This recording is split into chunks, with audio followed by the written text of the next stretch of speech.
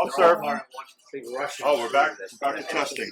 That is like They're all next door getting coffee. They like it. What do I do? yeah, just clip it there. Like inside or outside? Inside fine. Okay. Is this his design, or is it just his? Those are his. Yeah, they were at one time. All of these were at one time. His designs. Yeah. I don't know what he's doing now. I think we're gonna find out, though. I hope so. Remember Reagan looked over and he's like,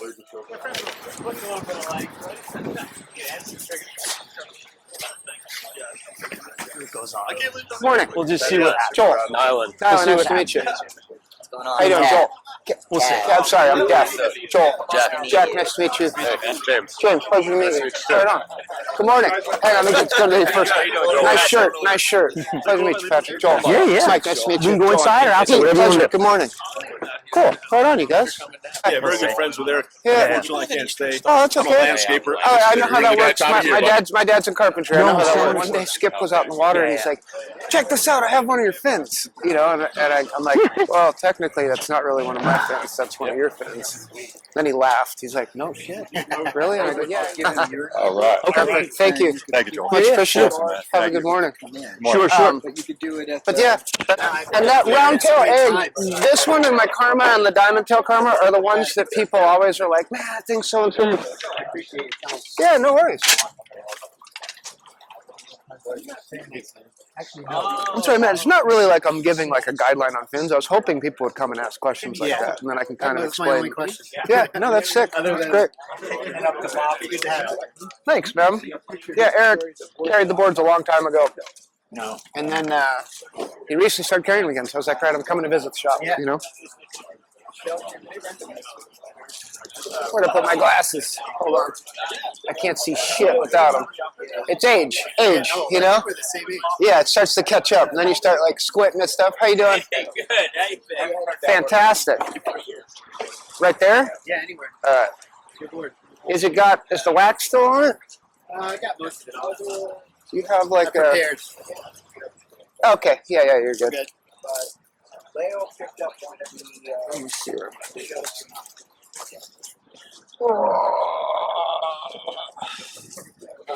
Got Hinton too. That. Yo. Oh got shit. some of the glass off there.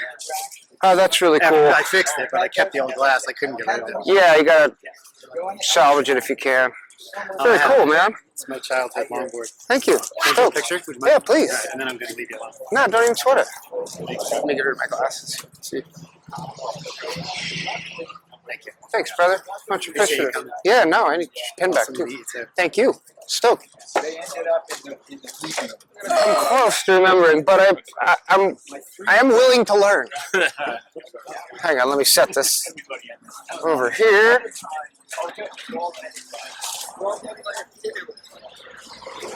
Yeah, I don't have that board anymore, but that was a good one. Oh, please. Do you have a pen? I do. I can't believe you're asking for Please, I'd be honored. Hang on. Can I steal your pen for a minute? Or he's got one too. Sick. All right, cool. I think it's the first year. I remember. Yep.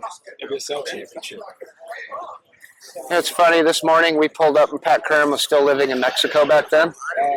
And he had been out all morning by himself. And then when we pulled up, he's seen Herbie and all of us and kind of like, he was like not stoked that we were there and got on his dune buggy and took off. And I was like, oh man, that was a bummer. But you know, he went from having it to himself all morning to like 8 people in one shot. He just went in, loaded his car and drove off. As I got older, I was like, oh, I understand. I totally, 100%, like, totally get it. Hey, that's a B, and then I had it on a piece of paper, and that's how I learned how to do it. Because, well, that was the only way to learn, because their shit was all in squares. So you'd look through the poster, you know, Jefferson Airplane, and you pull like the A, you know, things kind of like, because you guys remember on like old longboards, sometimes you want the fin to overhang the tail, like just a touch. Like Donald was really big on that. Like he would set fins in, and he always wanted either the tip to hit right at the tail, or he would move it back to where it like overhung, right? Because he was like, "Is it a nose rider?" I'm like, "Yeah." He's all hanging off the tail. Well, he just said it hangs when you have that rake and it sits in the wave face. It won't pop out. Where if it's like straight up and down, they pop. You know, like you put weight on it and it'll slip. Where when they have that like crazy rake, they don't go anywhere. A lot of times I'll do like I always start with the base, right? So I'll set the base down and then I'll put my finger, and then I kind of start from there. Well, that's what you're supposed to do. The base of the fin. That's too far forward, right? But you always do with boards, like if you're trying to just find like a magic spot, you always take the base, which is that width, and you set the tail and there. And then that's kind of your gauge where you can like, as far forward as you want to put it, that's kind of far. But for me, I always sort of set it like, So you're not going. nah, I'm not doing it. That's like stuff for like shortboards. But for me, like on something like this, I'm probably going to go right. What was your name? Right there. You're up. Just favor. It's up, but it's not too far back. You know what I I mean? often use as a judge is this. Yeah. I want that right. Yeah, right in the center of the box. I mean, that's kind of where it is right there. If the box is It's interesting. or anything like that, you're so I had to foil a fin one time when I was young, and Donald gave me all the stuff. He had like a clamp, you know, and he drew a triangle just like that in the center, and he's like, "Just do me a favor, sand around that." He's all, "You'll be fine." You know what I mean? He goes, "If you try it any other way, you're going to screw it up." But it was a cool guide to understand, because then he's like, he goes, once you get like the foil to go around that triangle, he's like, then you can kind of combine it to the center if you want it to meet. But it was like a really cool, to be a kid, I totally understood it right away. Because he said, he goes, if I give you the sander and you start hammering away, he's like, you're just going to fuck it up. He's like, you're going to put hills and valleys in the fin. He's like, where if you just sand at an angle around the triangle, he goes, it all meets evenly. Yeah, it was really cool. And then he gave me a dowel, this dowel with like a really heavy grit. And he's like, you can reshape any part of the fin with that. And then the rest is just blending it in. Yeah, he gave me a dowel because he didn't trust me using a jig. And then I just forever have like tinkered around. I have a little kit of sand shit and a clamp, and I'll fix whatever goes wrong.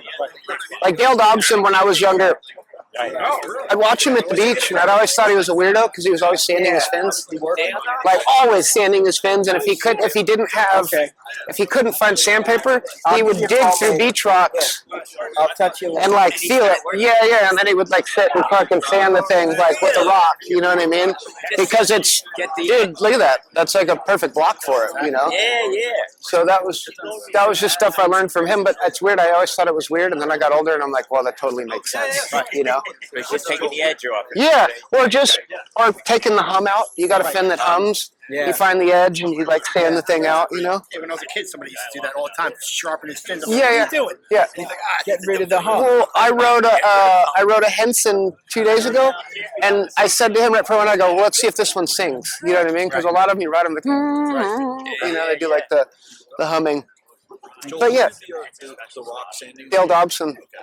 He was the one I saw that first, you know. He would like dig around and find a rock that was coarse enough, or one that was shaped, you know, perfectly round, and then he would dick around with the thing. But I mean, if you don't have sandpaper and you chafe your fin and you don't want it to split, you kind of got to like, because they start to split, you can kind of see it right here. And you got to constantly sand that down so that nothing catches and it like splits worse, you know. At least for me, because I'm not going to be able to get that fin redone like that, you know.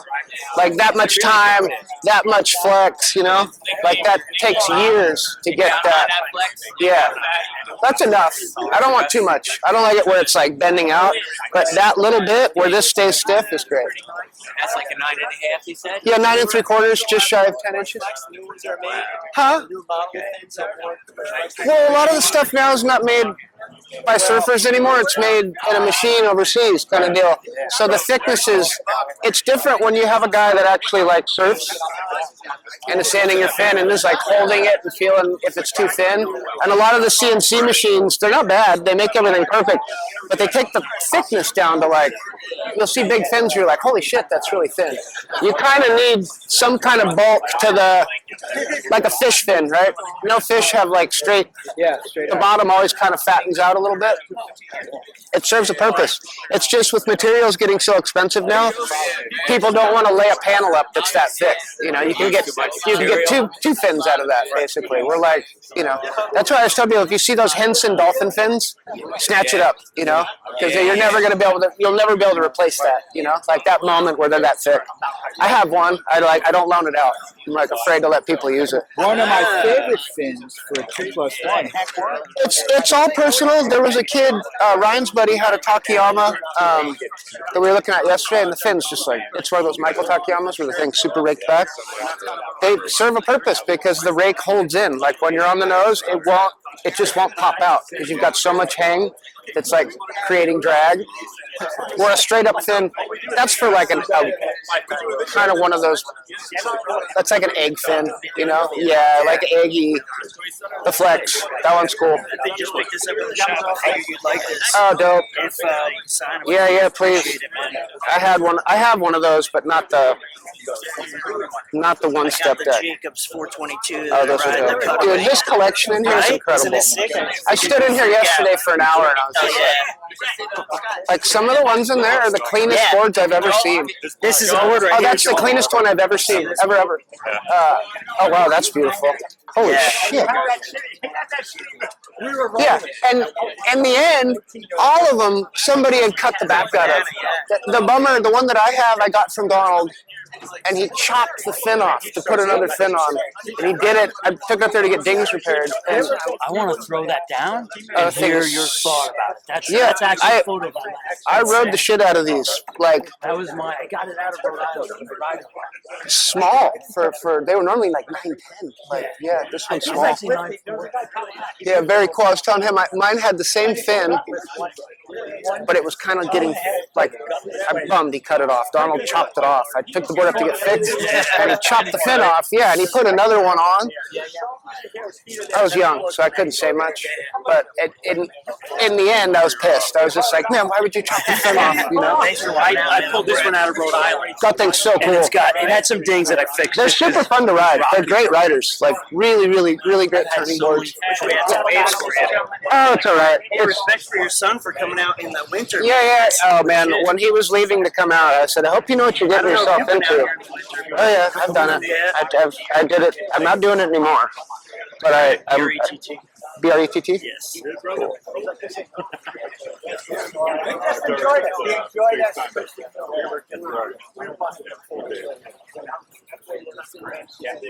Yeah, I picked up the Jacobs 422 here about 30 years ago. Dude, I was on Facebook Marketplace this morning.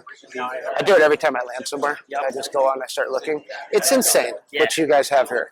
Like, because people always complain to me that, boards are expensive. And I'm like, dude, if you have $600, you have no idea. What's... Oh, thank you. Yeah, please. Hold up. I'm going to sign the corner. A couple that aren't here with us anymore. That's why when they're around, dude, you got to stop them as much as possible. Because it goes quick, man. Thanks, brother. Appreciate it. Much Thank you, man. I made you a fin. Oh, no way. Sick. Oh, beautiful. Called Honda. Sick. This is like one of my models I make the most. I do glassing for men's health surfboards. This is a lot like the fin that I use, and like that, but I have a shrunken version. Hold on, I'll show you. It's like a Downing template. I use the with a Warren a little bit. It's got a little Warren in it and a little Warren in it. That Warren's cool. So George Downing made a fin that's like, I've had this one for 20 years. Oh, damn. Let's go. That's a Downing template, and that's like, see what I mean? It's really similar. Yeah, just a little narrow, little less base, but almost in the same vein of like rake, Very cool, right? And I use these in like single fins that are dunnier. Like if I'm riding kind of a dunny longboard, that I need a fin that's not so big. Oh, I love it. Thanks for showing me. And that one's, I was saying, you're close. You're right there. Almost on it. Yeah, you're right there. Good, Same shit. Thank you. Well, enjoy. Dope. I'll give it a shot. That's Can you thank sign you. a sticker of mine? Oh yeah, please. I'd be honored. You're the man. I got the surf with your son. Oh, and Tosh was here? Yeah, he's a funny little kid. He's in Bali right now. What, he's in Bali right Yeah. now? What a sicko. Little He's fucker. such a nice kid. It's cool that he pays for it himself, so I can't complain. You know, as a parent, all you want is your kid to be able to. You want your kid to be able to. Yeah, give me that. It's not that pointy, but it works. It'll work. It'll work. No, don't even sweat it. I hope you get some random stuff in it. It's supposed to be offshore. Oh yeah? It's going to be Sick. absolutely micro, but I don't care. I got a longboard. I can't complain. thanks for your time. Thanks, dude. You're a legend. Pleasure to meet you. Yeah, man. Thanks for the fin too. Yeah, come by Men's Health sometime. Okay. Yeah. Yeah. Message me so I know where I'm going. Thanks, brother. On this bad boy. Yeah, of course. Thank you. Sorry, Yeah, don't even sweat it. I'm at that age. I need glasses to do shit. me and you both. I can't see anything. It's all the steering in the sun, you know? Yep. You don't realize, like, all those hours of, Surfing in the sun and all that stuff does a great job on your eyes. yeah, everything. My eye doctor says you're doing a tremendous job of ruining it. That's where I'm at right now. I wake up every day and I'm like, fuck, I think it got worse. I'm like, she's watching with me. Tell her all the shit she's not listening to, but I'm talking about it. And like, but no, you gotta. Thank you, brother. Much appreciated. Oh, sick.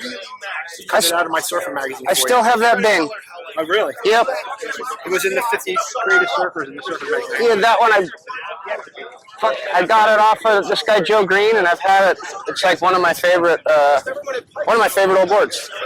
My son actually rode it a couple weekends ago in the. I surfed with your son here a couple years ago. Oh yeah? Yeah, he was Funny little kid. killing it. Yeah, wait. Really killing it. His brother's coming along right now. Oh yeah? Yeah. That's cool. They're still making them. Spin's pretty well rounded. You can kind of use it in a lot of stuff.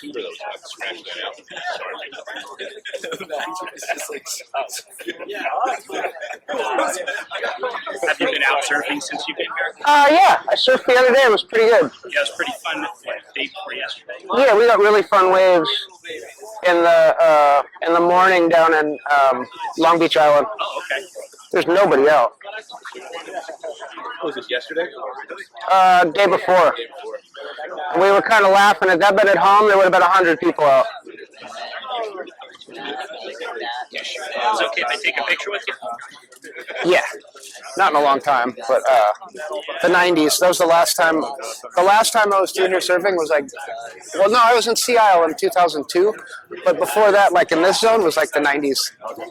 Said no, it's all right. You're in good All right, company. no photos. How's that sound? What do you guys take a picture of? We'll just make this a trend and say no. All right. This is cool. This is my Karma fin. Yeah. Yep. So I still use this. You tell me. Black would probably show better.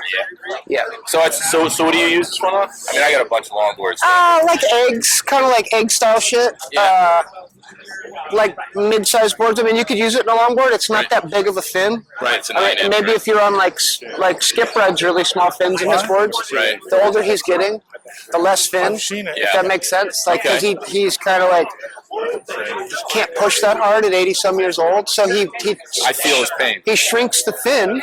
Like his And fins are makes it a tiny. little looser. Yeah, because he just kind of he can like float the board around. Nice. I study him the most because he's kind of like the Anybody surfing at 80? he's the gotta be doing gauge, something right. the gauge that we all have to kind of hope we can reach. You know what I mean? Yeah. I know Mickey Munoz is still surfing. He's 87. Wow. Yeah, and what's it called? Hang on, I'm getting my glasses. Linda Benson's 82. I got him. Hang on. Linda's 82, and she's still shredding too. Very cool. Oh, Jeff was here. So sick. I see Timo was right there. Yeah. Was with, Oh, Andy was here too. Sick. Oh, wing nut, shit. I'll take a black. I'll take a black. Wherever you want. I'll take a black. Give me that. What's the matter with you? No, I told you it's up there. Oh, Tyler was here too. Fucking. So you can go there. You could do wherever. I'm gonna do the back so I make room for the front.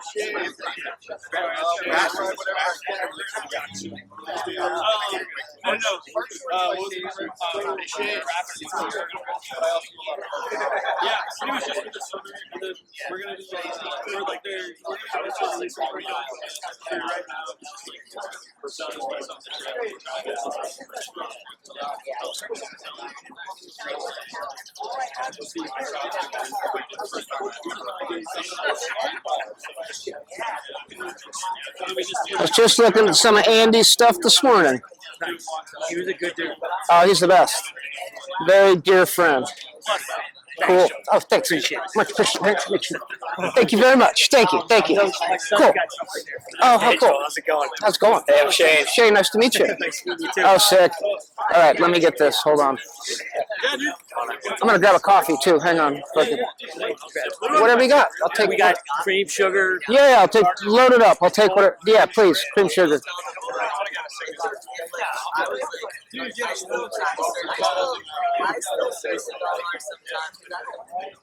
Joe, I wanted to ask you, what is your favorite spot out in Montauk? I know you spent a lot of time up there. I live in Rockaway. I mean, in general, from Rockaway up, well, you know, there's a bunch of different lefts. I mean, it's kind of wild, but your selection, Ditch is insane. Ditch is insane. You get the right swell. And also, the cool part is it's kind of a tricky wave, right? Yeah. So a lot of people that surf there don't really see the ones that are good, sort of deal. Like, yeah. like, and then if it gets overhead high, the crowd just like dissipates, you know, which is insane. Like, when I first came out there for the first time and I got it good, I tripped out because I was like, where is everybody? You know, because at home there would have been 100 people out. And then as time's gone on, even with as crowded as is, with how many people and technology and, you know, wave reports, it's still the exact same. Like I was there last summer and we had a pumping swell, and by the third day, everyone was burnt. Yeah. Right? Or had to go back to work, or you know, it's also so radically expensive to stay out there now. Yeah, I know. That it's made the crowds even less. You know, it used to be accessible. You could find a room for $100 or $70. You can't even But go out there that's anymore. It's summer. I have a picture of me there. Art Brewer and I went out in '97, and I took Art. We saw Peter Beard, all these guys. But Art and them got to stay at the East Deck. I put them up there. Yeah. Like middle of summer, pulled up and got a room. You know, like unheard of. You know, like in the end, it was booked the whole year. You know, but at that time, unless you were there for 4th of July, Memorial, or Labor Day, it was kind of like always an availability.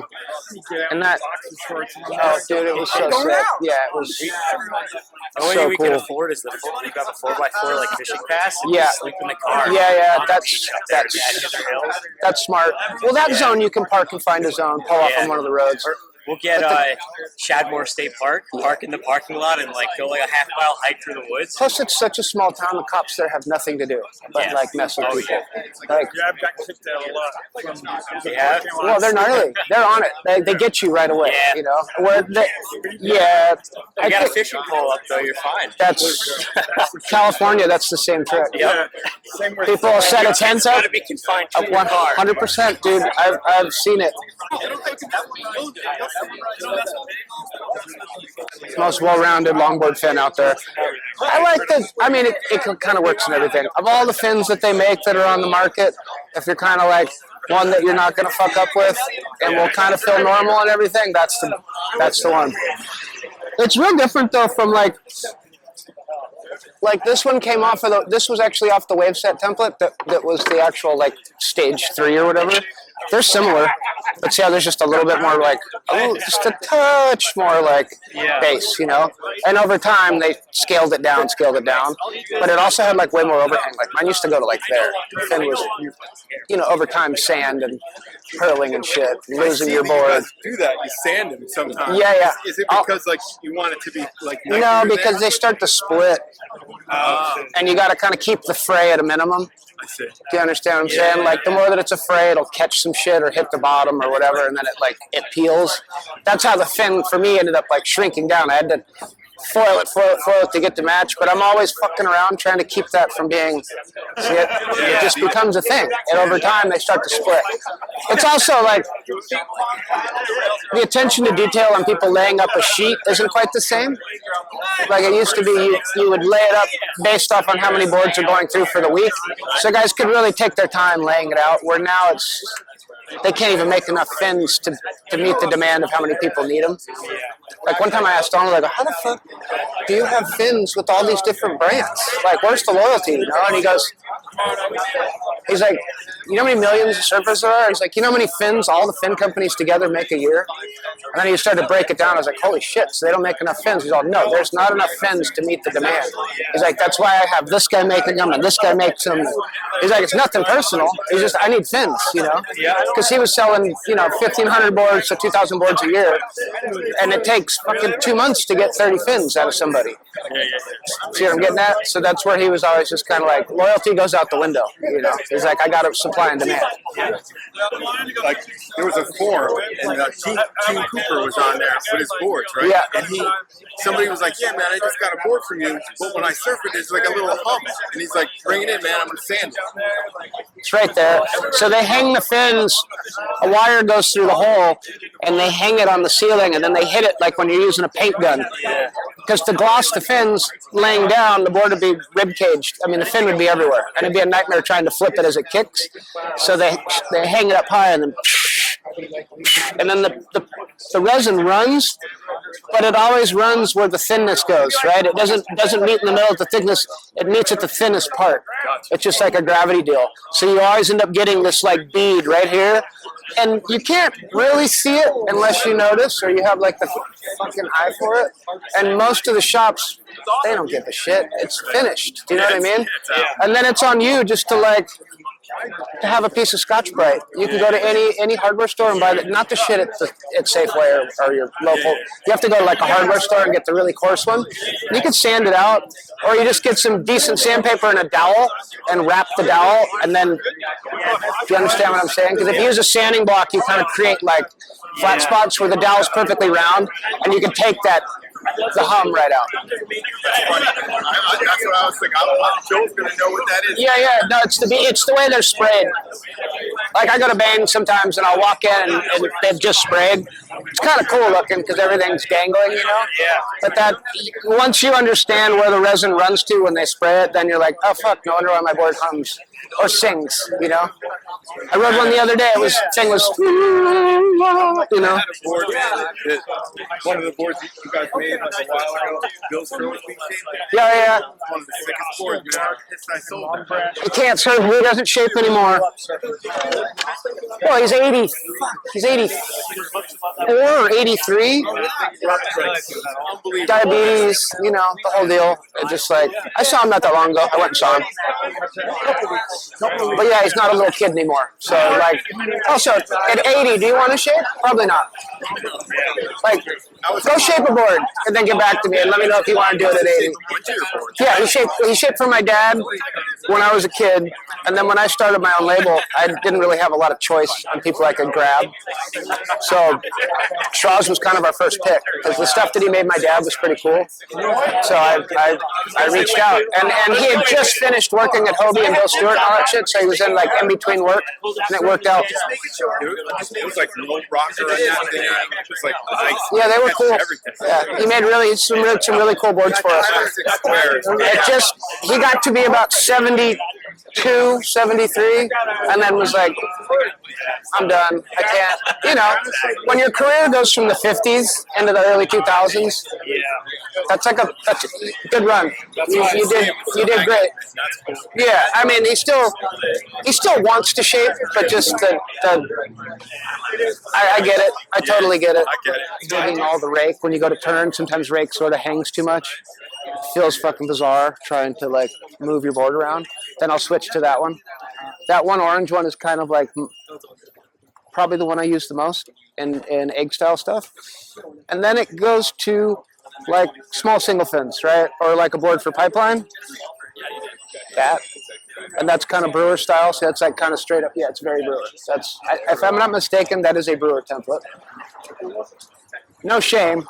No one owns the patent on the outlines. You know what I mean? So you can't really get mad if you're borrowing something. At least you're paying homage to the guy, and if you know the source, then that's even better. Rather than go, no, that's my template. No, I made that. No, I didn't make that. I borrowed it.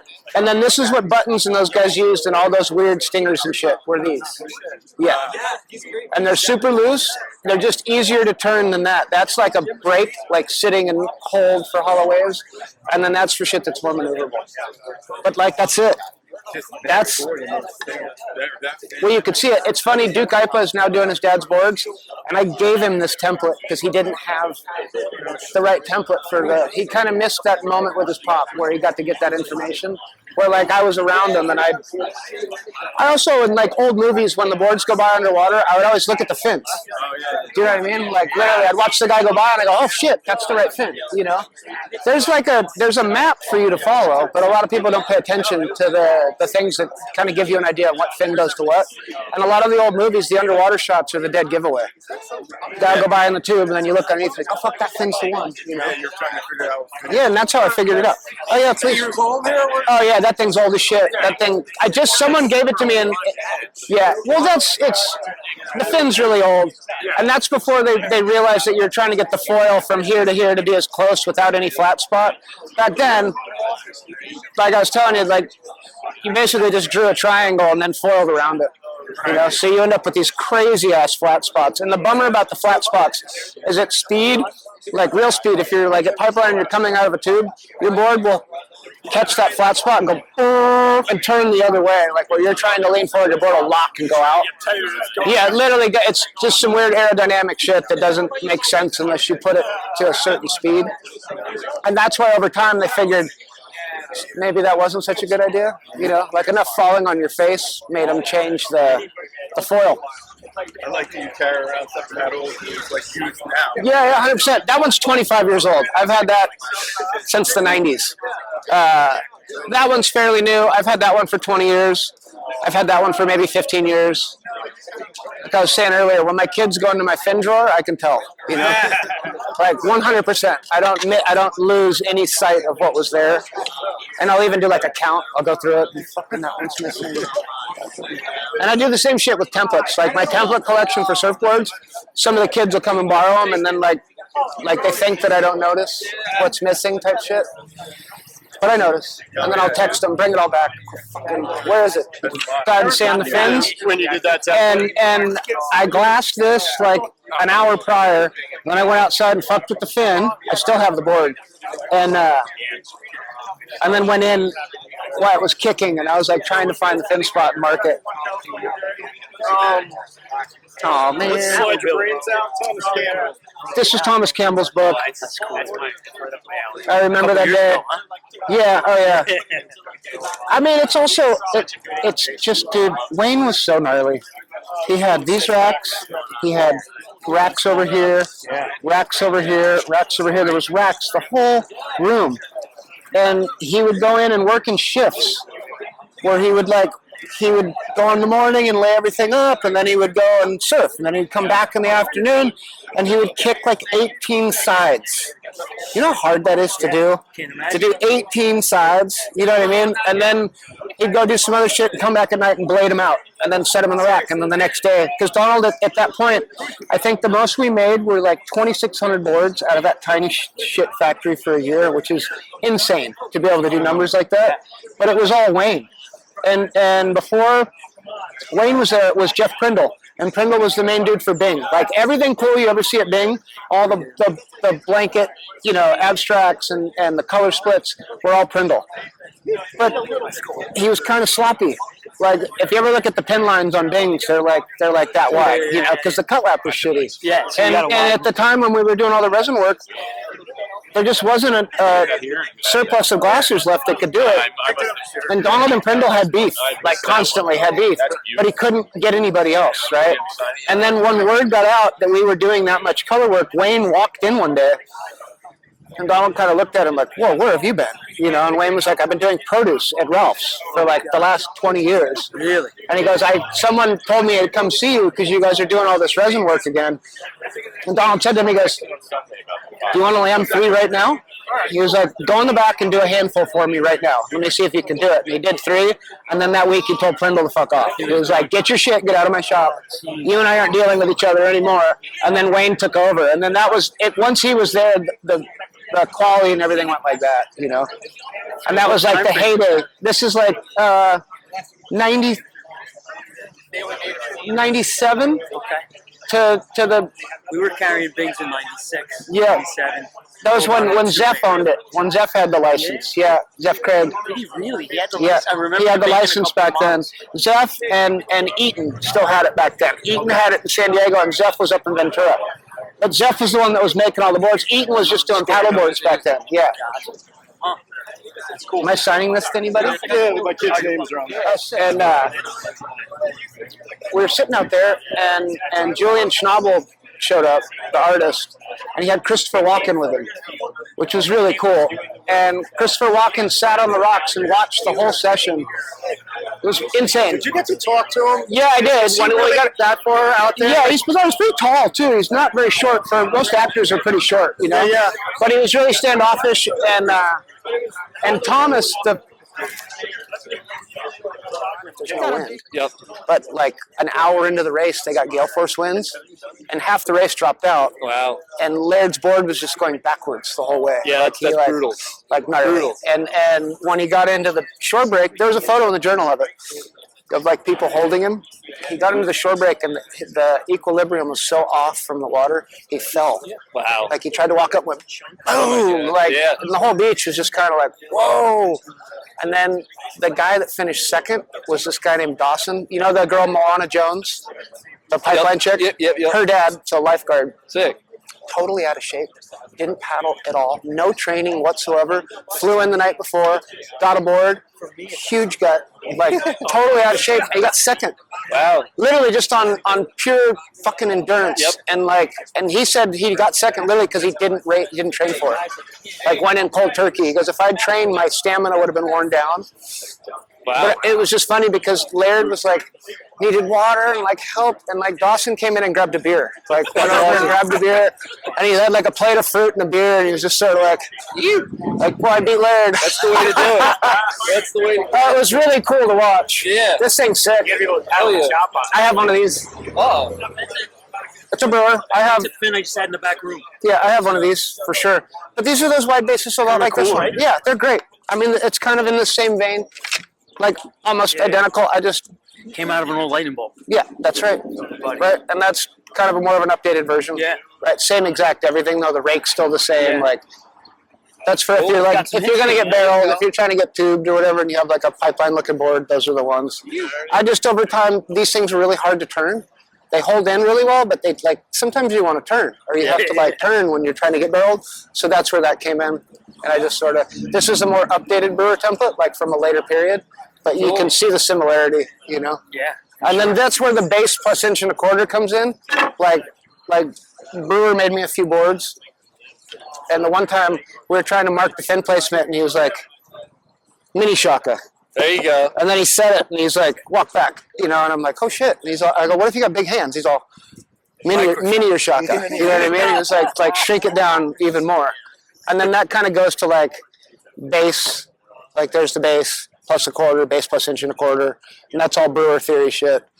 Cool. He would do the shock, or he would literally start this like that. Like if it was a gun, they would just start from there and then walk back and then look at it. And that's kind of close. If you look at like lightning bolts and shit, you can see where the fins are like right in that spot. When you say that base plus inch and a quarter part, are you measuring the Here plus Yeah, always. And if it's a swallowtail, the base plus inch and a quarter goes the same. So if it's a swallow, you got to envision that there's a straight edge from tip to tip, and then you like same shit, measure it forward. That's why with like big fishes, the fin boxes almost have to go like that. Okay. Do you know what I mean? Yeah. Like Yeah, they're yeah, like you gotta put right straight on the edge tail on that. because the wings come out that far. So you. The theory shit, there's not much theory. It's just, it's all eyeball. Like, And that's why whenever you set a fin, you always want to walk back and look at it from an angle. Like, because if you're standing at it in front, it's just too close to gauge how much area you need. And when you look at it from a distance, you can kind of like, And are you talking about placement or height? both. Both. At a distance, you can tell if it's too big or too small. Sure. Or up close, you know. But like I was telling someone earlier, so Skip's 83 now, and his fins are shrinking. They're getting smaller and smaller. Because his whole theory is his body can't take the like trying to overturn it, so he's just trying to float the whole time.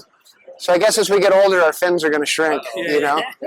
Because he's kind of the gauge, right? There's no one else his age surfing like that. Nobody. Is he still surfing tour? Yeah, every day. Still surfs every day. Or unless it's shitty or whatever, but he's still out. He's kind of, this one sells the shit.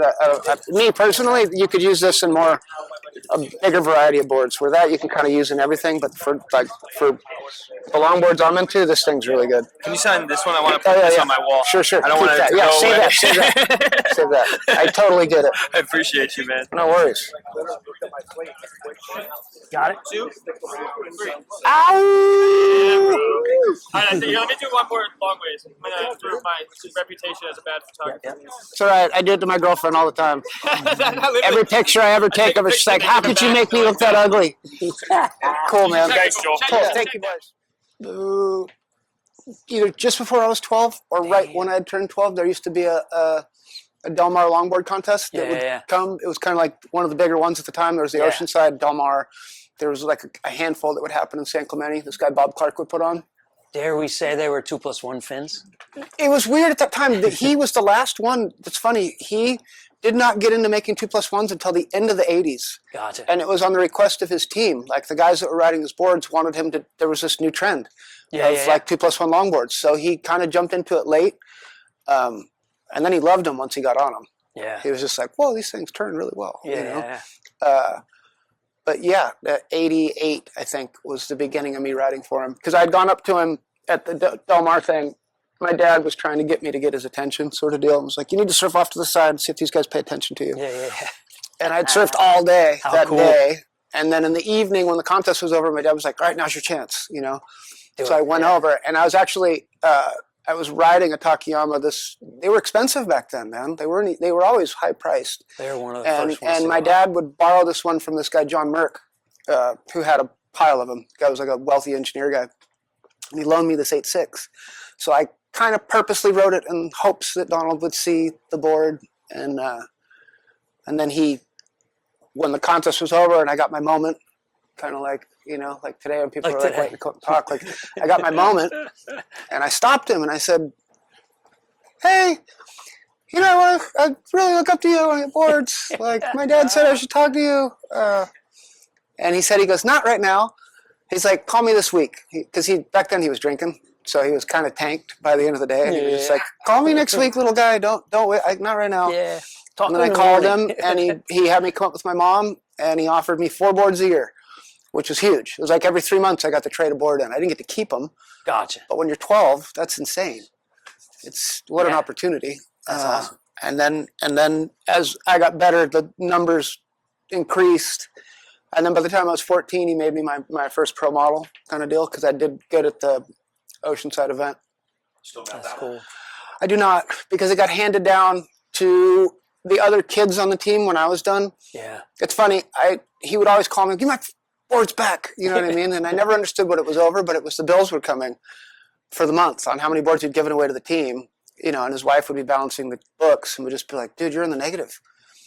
Like, what the hell? You know, because he wasn't making much money back then. And so he would call up and, I need the pork, bring that back in here. Yeah. So we would all trade our boards in. And then depending on how thrashed it was, because he had other team riders, he handed it down. Yeah. You know, it went to I think mine went to Corey Schumacher next, and then it went to Mitch Absher. He had it the third. You know what I mean? It was just, and it kind of was like that for a while. I'd get them first, and I would go to them. Yeah. You know, until Juju on that surfboard. Yeah, I wish it was still around. Yeah. I have one of them from an early period that someone just gave back to me. I've seen a couple come through. Yeah, this guy. Usually pretty beat up. The second one he ever made me, this guy bought off of Donald and kept it forever. And the guy's 70-some years old now, doesn't surf anymore. And he reached out. He knew my mom from church and just messaged me. And I was like, holy shit.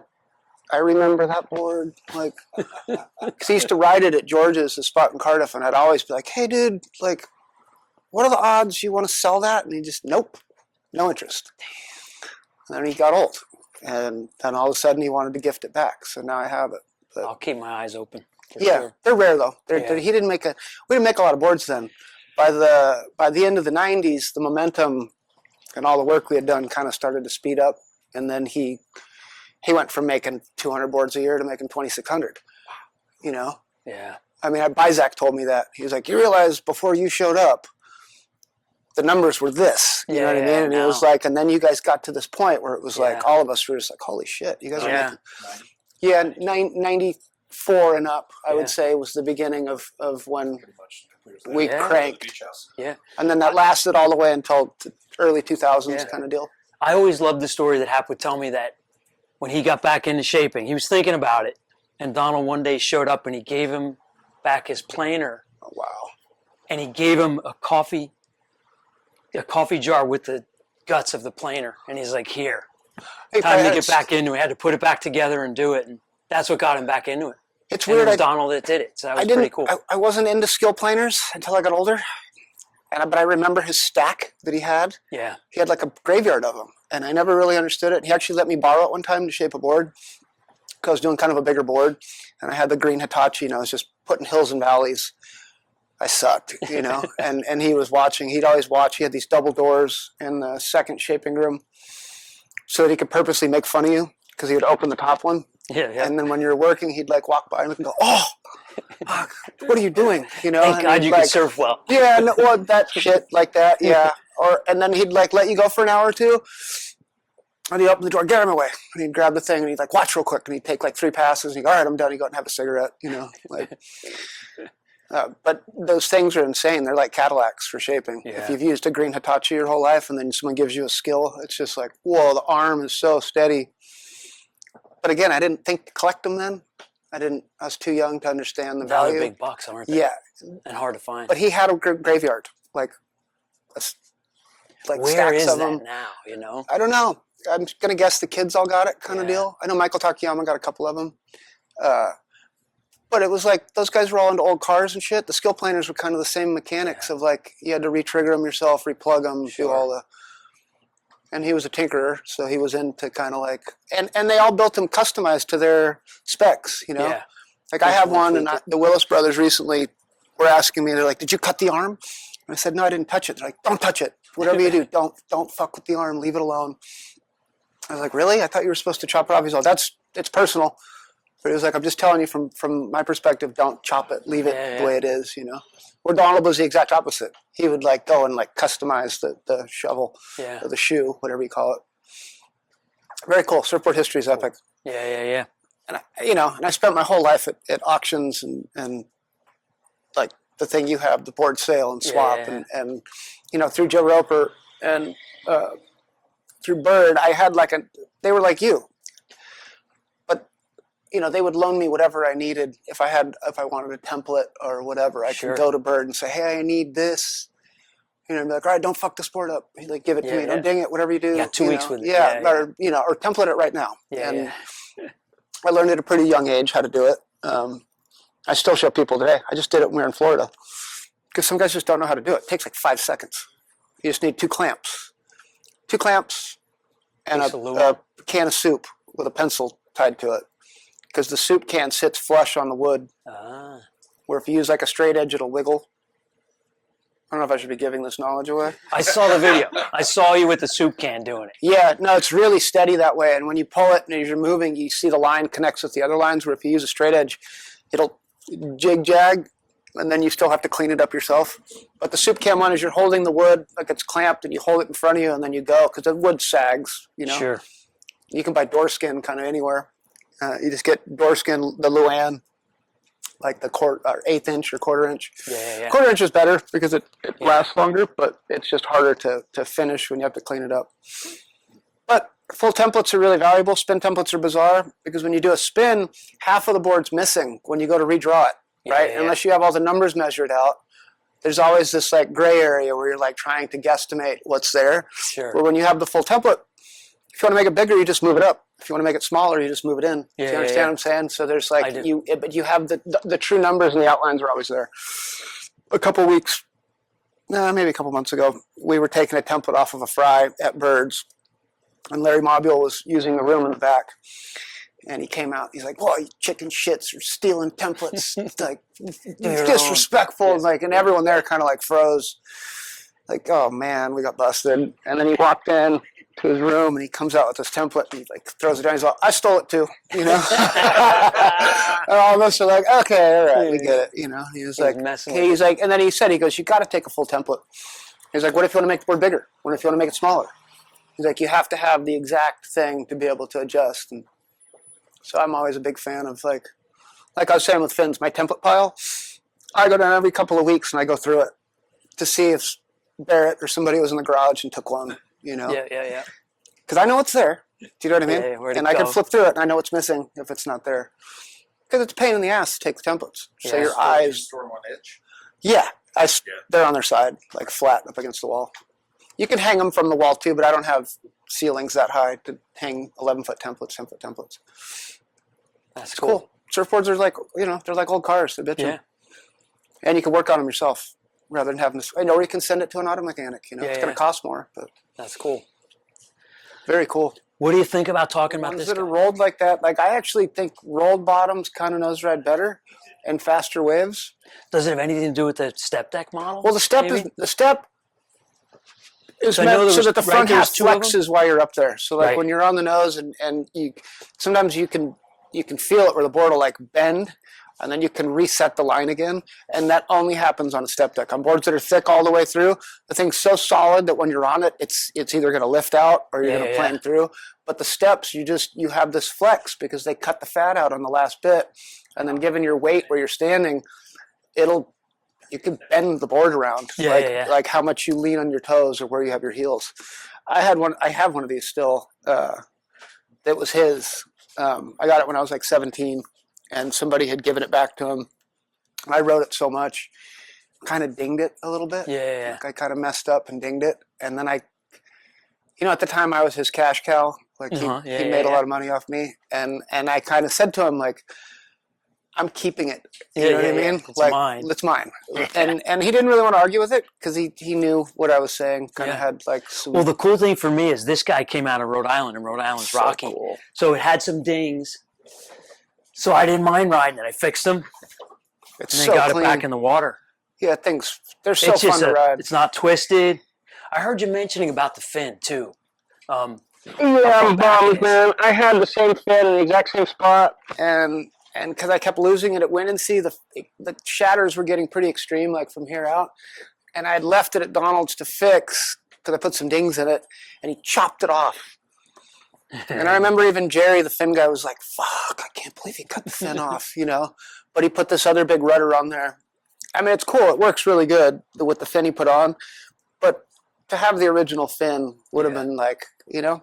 And seeing this fin, it kind of like hurt you. Yeah, it hurt my heart a little bit today. I was looking at him like, but man, what a fun rider. And what was cool when I got it and I sent pictures to Hap, he was telling me that Donald was the man. He shaped them all. Yep. And he took his time.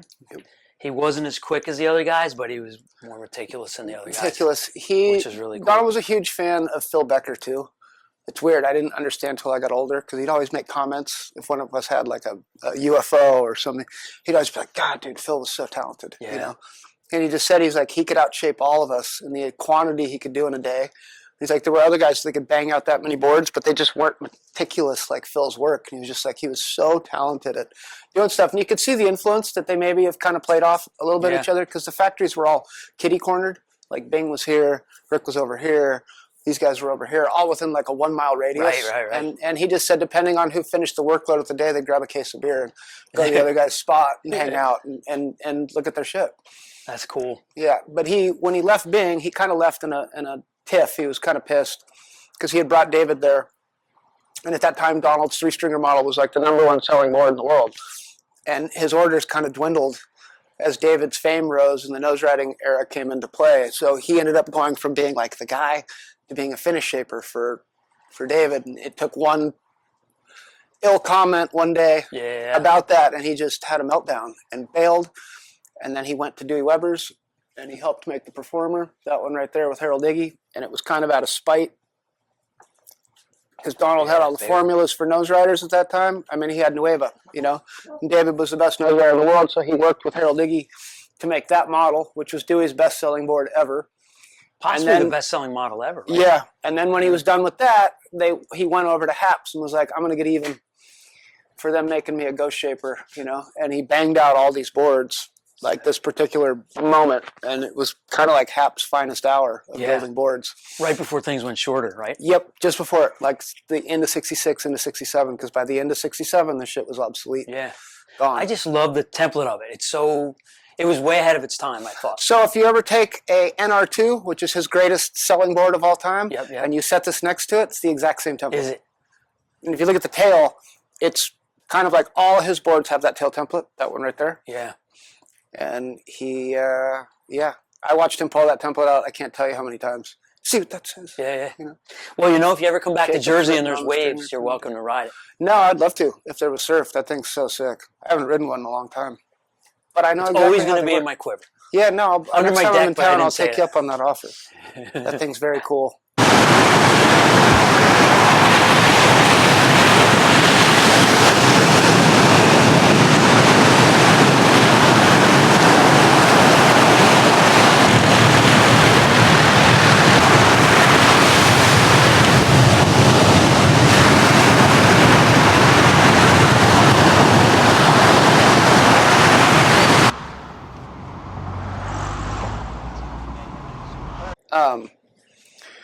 Yeah, no, that one's way cleaner than mine's. A little browner than that, but you know he was super foiled and all the stuff that he did, like his rails. Mine's way thinner because it was actually his Yeah.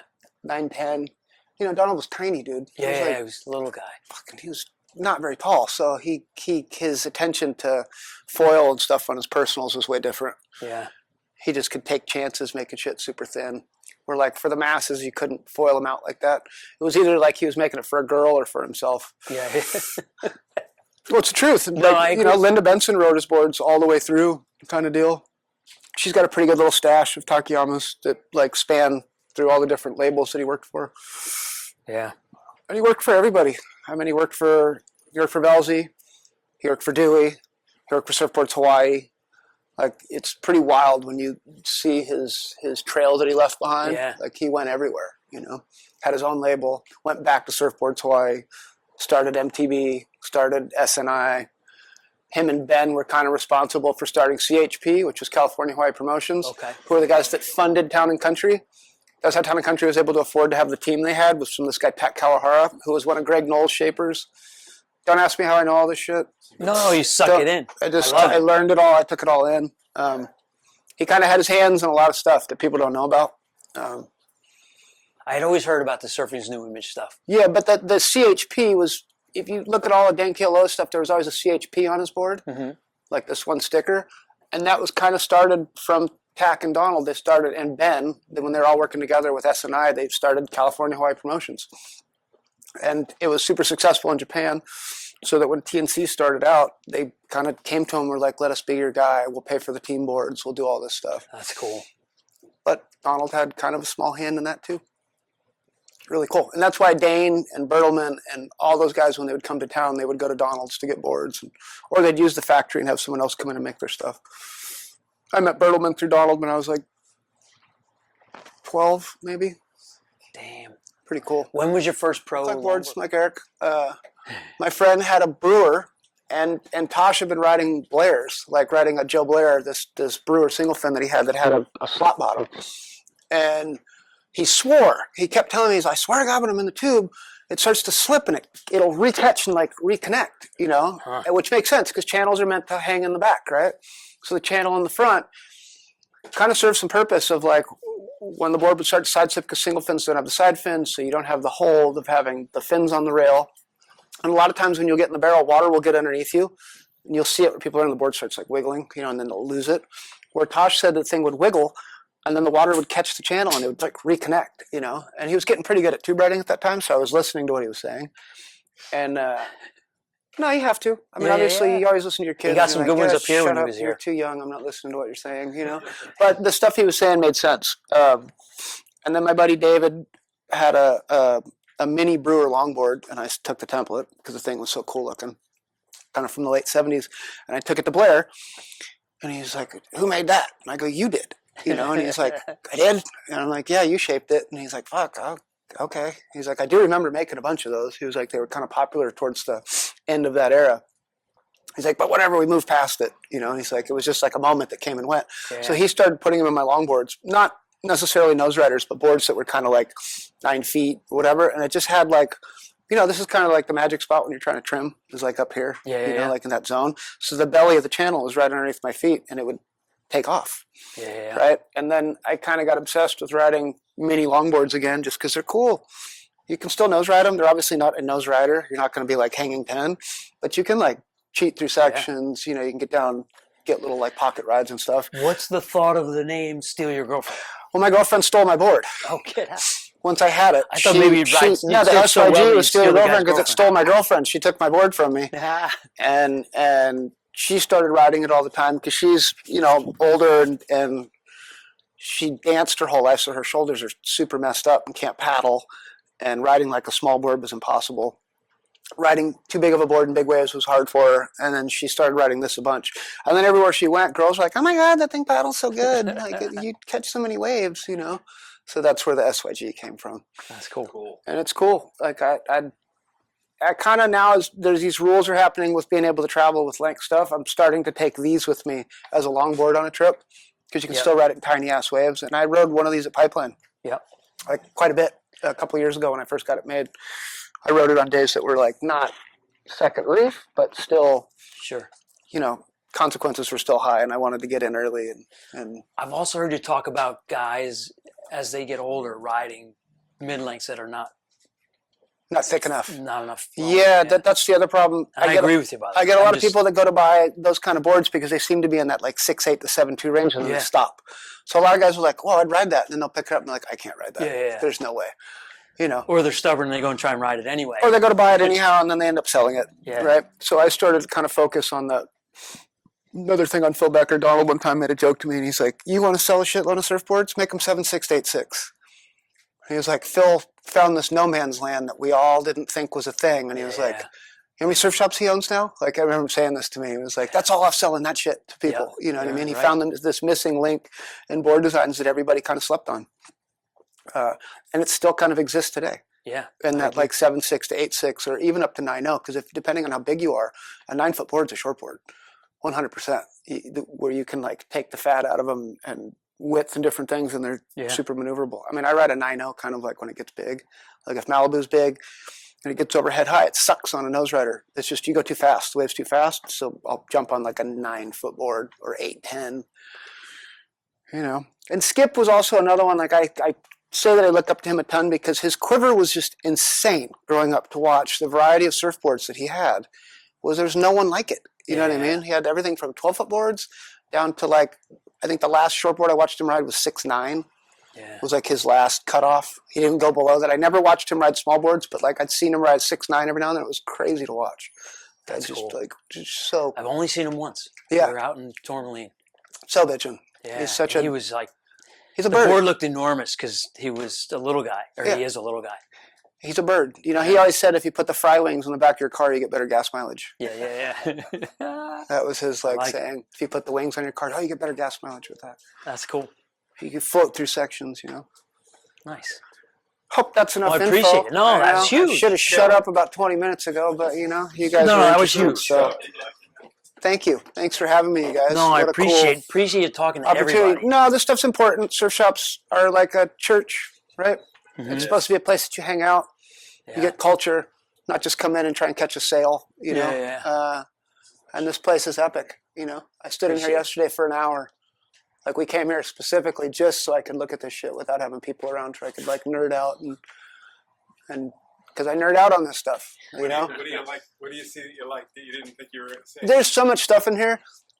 I don't want to say too much because I don't want to put value on stuff that shouldn't be on there. But Tell 3 coolest on the ceiling. I mean, the Greg Knoll back there is wild. I've never seen one of those ever. The nose rider. I didn't even know Greg made nose riders. That was caught the my Duke attention. East Coast. Yeah, the Never Duke seen East that Coast in my Empire. life. I've never seen one of those ever. Ever. Never. And I knew Greg pretty well. I never even knew he liked nose riding. So that part makes it kind of special, right? Being from San Diego, I have a thing for GNSs. Yeah. You know, just historically, because Larry, Cool the neighborhood I grew up in, Floyd Smith lived down in the cul-de-sac on the bottom end. And in the wintertime before Christmas, he would take all the kids to the factory. We'd buy skateboards for $20, like a complete, you know. So I've always had a thing for GNS, just out of like the way he treated all of us as kids. That green one's cool too. It's just bitching. And the resin work, you know, doing panel work like that's really hard to get colors consistent. Also, a little history. So those were all Ram tints, you know, pigments and shit. The way that they got those colors is pre-Environmental Protection Agency. They would scrape the wings of butterflies. You know, when you touch a butterfly or a moth, and then you look at your thumb, and you have all the metallic shit that's on there. They would use the scraped wings with what other chemical they put it together, and that's what made those tints. And then there was lead in it, so that's why that it lasted for so long.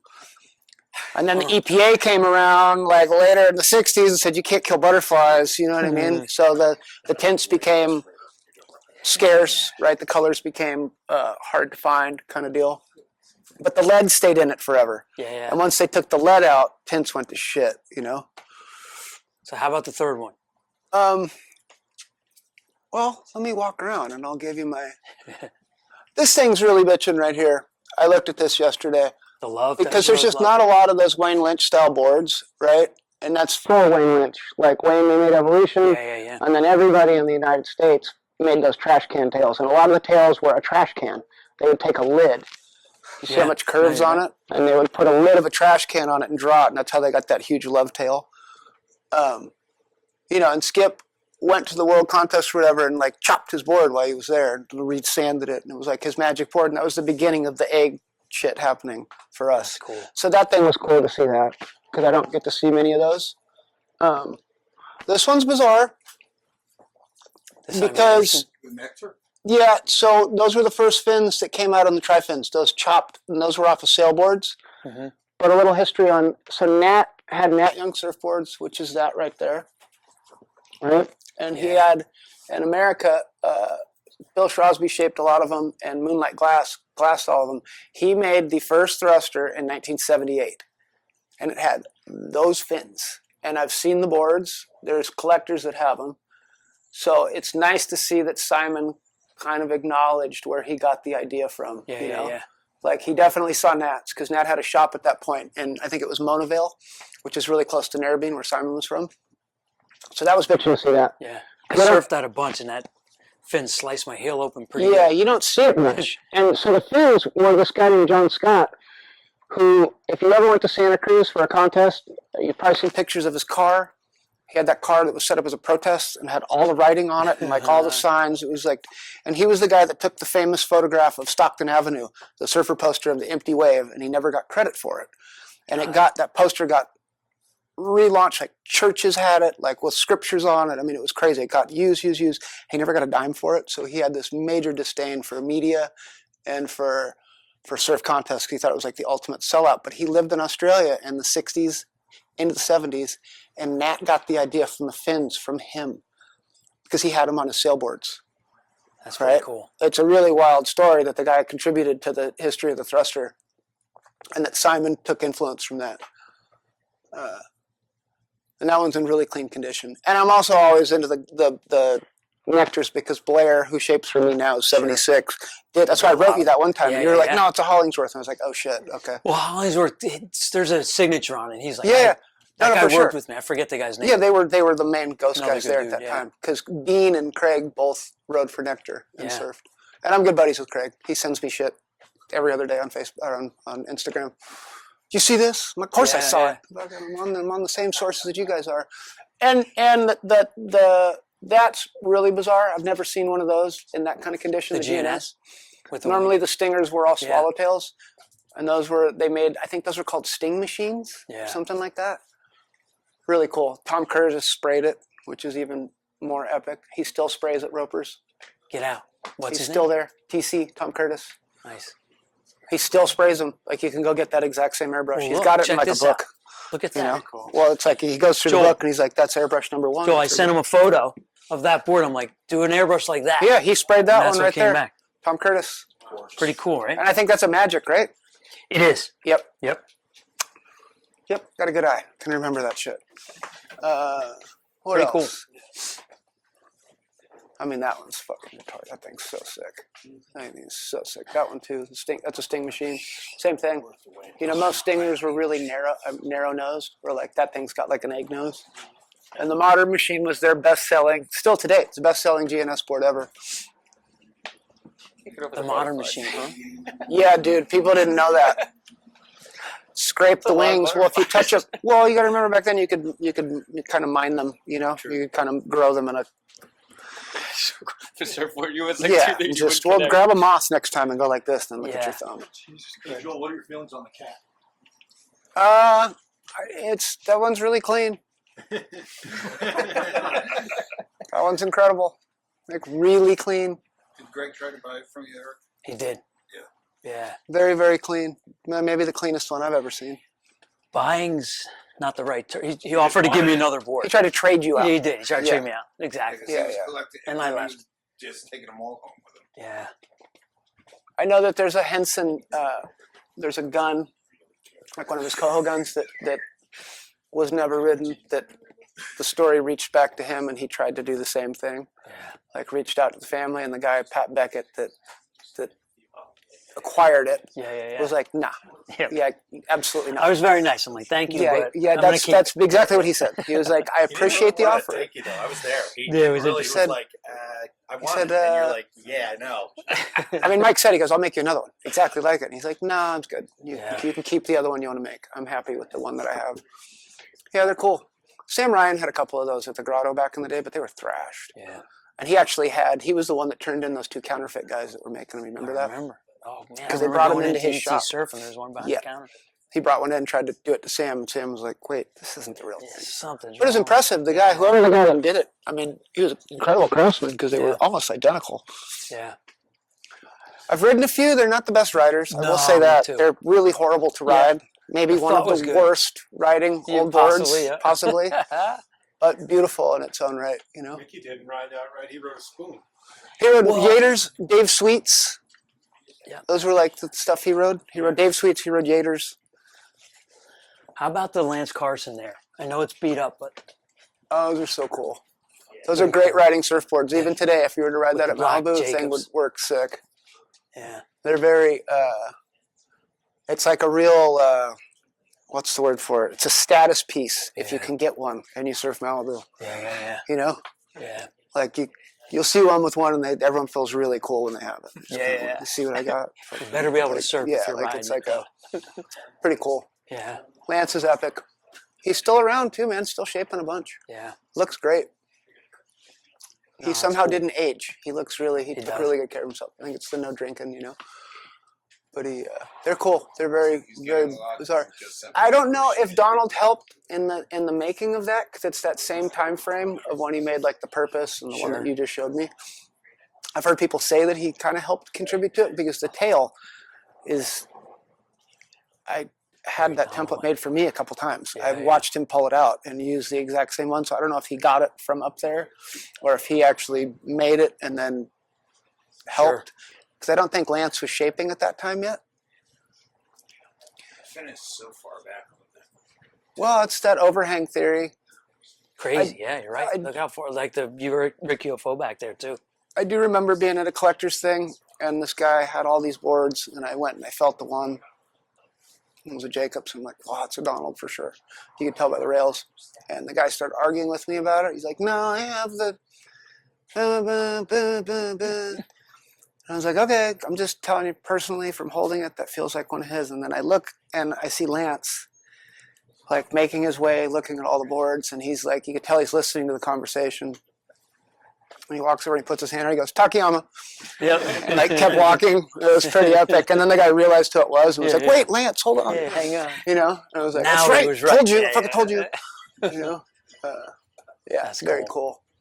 Very, very cool. Dope collection, man. Beautiful. I Well appreciate curated. Good job. Nice work. Good taste in it's not- I surfboards. swear I'm not a collector. I just Yeah, there's a reason I kept each one of them. You know. Yeah, someone needs to tell the tale, you No, know. it's And that's true. what they do. It gives you an idea of how we got where we are, Yeah. right? No, Surfboards huge. are so advanced now, but it came through all that. Huge, and I Which- believe in leaving them as they are. Keep Yeah. them original. If you can get them Seal them if you can, but then Yeah. from there, just leave them original. The leave them whole brown. idea. They look way better Yeah, when they're beat up, you know. I agree. It's like an old car. Leave the No, I agree. patina on it. Don't paint over it if you don't Yeah. have to. Yeah, yeah. Sick. It's Thanks, huge. you guys, for listening to my Yeah. rant. Fucking That was appreciate cool. it. Yeah, Appreciate it. much appreciative. That was awesome. No, it's just like I said, it's the church, man. You guys are lucky you have it. Thank you, sir. Most surf shops are selling beach balls. Community.